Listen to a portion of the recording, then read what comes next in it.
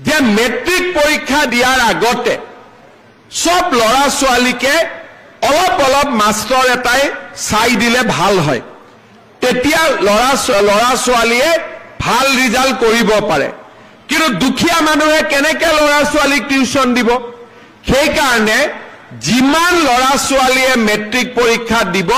6 মাহ আগৰ পৰা তেওঁলোকৰ বেংক একাউণ্টত মই 300 কৈ টকা দিম যাতে মাষ্টৰক আমি টিউচন বা ঘৰত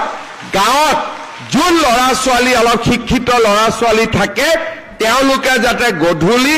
আমাৰ মেট্ৰিক কেণ্ডিডেটখিনিক পঢ়ুৱাব পাৰে এখন গাঁৱত 10 গৰাকী মেট্ৰিক কেণ্ডিডেট আছে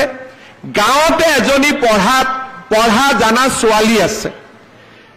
মেট্ৰিক কেণ্ডিডেটটো বেংক একাউণ্টত মই 300 টকা দিম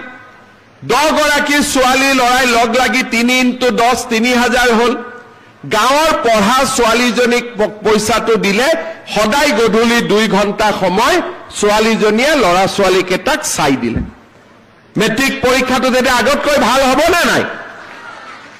এতিয়া আপোনালোকেতো এইবিলাক কথা মোক কোৱাই নাই